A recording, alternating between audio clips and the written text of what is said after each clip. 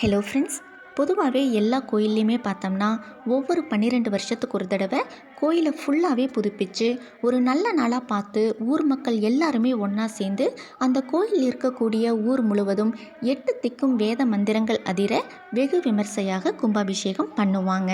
12 வருஷங்களுக்கு ஒரு தடவை இந்த மாதிரி கும்பாபிஷேகம் பண்ணுறதால அந்த கோயிலில் இருக்கக்கூடிய கோபுர கலசங்கள் மற்றும் தெய்வங்களோட சக்தி பல மடங்கு அதிகரிக்கும் அப்படிங்கிறது ஒரு ஐதீகம்.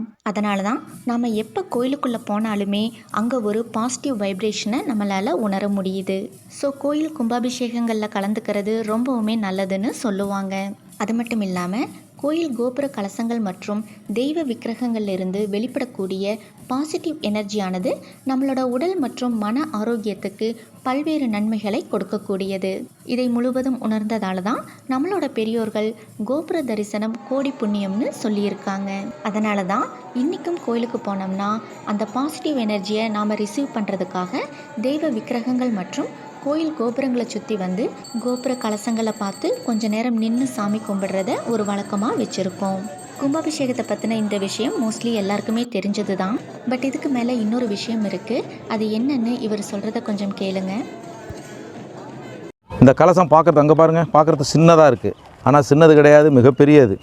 இந்த கலசத்தினுடைய close of view, Rajaraja Cholan செஞ்ச அந்த கலசத்தினுடைய க்ளோஸ் ஆஃப் வியூ பாருங்கள். இங்கேருந்து இது வரைக்கும் 12 அடி உயரம்.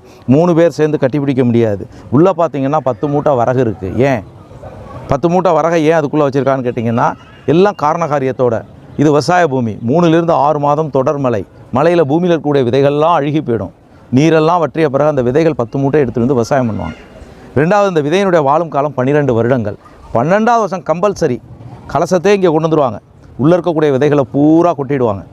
புதிய விதைகளை நிரப்பி திருப்பி கொண்டு அதே இடத்துல வச்சு அதுக்கு மேலே கங்கை நீர் ஊற்றுவாங்க. பாருங்க, ஊற்றுறாங்க. இதுக்கு பேர் மகா கும்பாபிஷேகம். ஏன் 12 வருஷத்துக்கு ஒரு வாட்டி கொண்டாடப்படுதுன்னா, உள்ளே இருக்கக்கூடிய விதையினுடைய வாழும் காலம் 12 வருடங்கள். இங்கு மட்டும் கிடையாது, உலகத்தில் இருக்கக்கூடிய அத்தனை சிவன் கோயிலும் இந்த வழக்கம் இன்னைக்கும் உண்டு. பார்த்தீங்களா ஃப்ரெண்ட்ஸ், நம்மளோட முன்னோர்கள் அடுத்தடுத்து வரக்கூடிய தலைமுறையினரும் பயன்பெறக்கூடிய வகையில் ஒவ்வொரு விஷயத்தையும் எப்படியெல்லாம் யோசித்து பண்ணியிருக்காங்கன்னு. கும்பாபிஷேகத்துக்கு பின்னாடி இப்படி ஒரு விஷயம் இருக்கிறது இப்போ தான் எங்களுக்கு தெரிய வந்தது. அதனால தான் இந்த விஷயத்தை உங்கள் கூடயும் ஷேர் பண்ணணும்னு தோணுச்சு. பட் இந்த விஷயம் உங்களுக்கு ஏற்கனவே தெரியும் அப்படின்னா கமெண்ட்ஸில் சொல்லுங்கள். ஓகே ஃப்ரெண்ட்ஸ், அடுத்த வீடியோவில் பார்க்கலாம்.